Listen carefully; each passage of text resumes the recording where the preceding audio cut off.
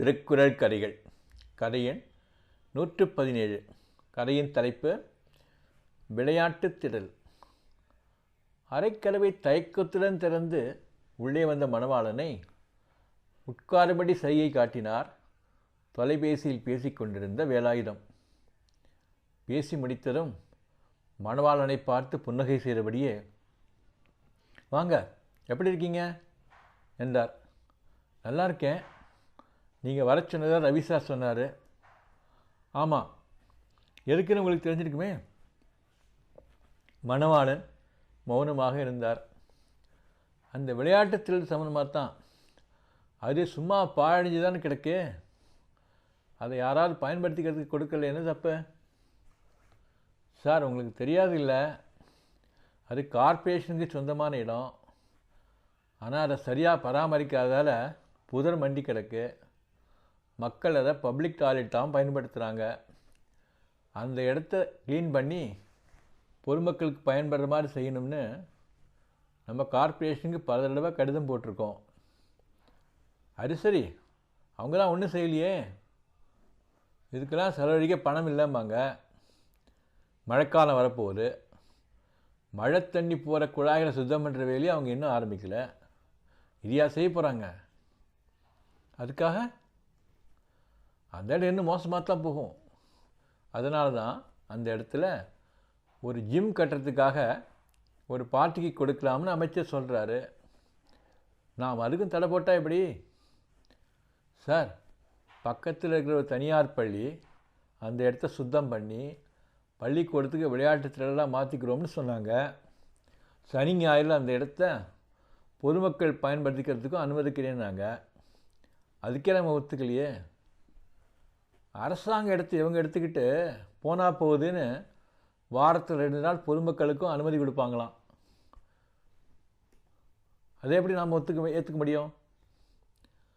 சரி சார், அது மாணவர்களுக்கு பயன்பட்டுருக்கோம். அதுக்கே நம்ம ஒத்துக்கலை. அப்படி இருக்கச்ச தனியாருக்கு அந்த இடத்த சும்மா கொடுக்கறதுக்கு நாம் எப்படி ஒத்துக்க முடியும்? சும்மா கொடுக்கலையே, வாடகைக்கு தானே கொடுக்குறோம்.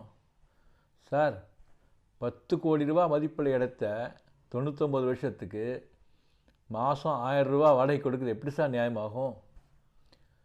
நியாய அநியாயத்தை பற்றி பேசுறதுக்கு நீங்கள் தான் யார்? அமைச்சர் தனக்கு வேண்டியவருக்கு அந்த இடத்த கொடுக்க விரும்பார். இது எல்லாருக்கும் தெரிஞ்ச விஷயந்தான். அந்த இடம் பயன்படுத்த முடியாத அளவுக்கு மோசமாக இருக்குதுன்னு நம்ம இலாக்காவில் ஒரு அறிக்கை வேணும். நீங்கள் தான் முதல் நிலை அதிகாரி. நீங்கள் தான் அந்த மாதிரி அறிக்கை எழுதணும். நாங்கள் எல்லோரும் அதை அப்படியே ஆமோதித்து எழுதிட்டா அதோட அடிப்படையில் நிலத்தை அமைச்சரோட நண்பருக்கு 99 வருஷம் லீஸுக்கு கொடுக்க செக்ரட்டரி உத்தரவு போட்டுடுவார். உங்களுக்கு வேணும்னா அந்த ஏரியாவில் இருக்கிறவங்க சில பேர்கிட்டேருந்து அந்த இடம் சுகாதார குறைவாக இருக்கிறதுனால அங்கே இருக்கிற குழந்தைகளுக்கெல்லாம் அடிக்கடி வியாதி வருதுன்னு ரிப்போர்ட் வாங்கி கொடுக்குறேன். அந்த மாதிரி ரிப்போர்ட்லாம் ஏற்கனவே நிறைய நமக்கு வந்திருக்கு சார். அப்புறம் என்ன?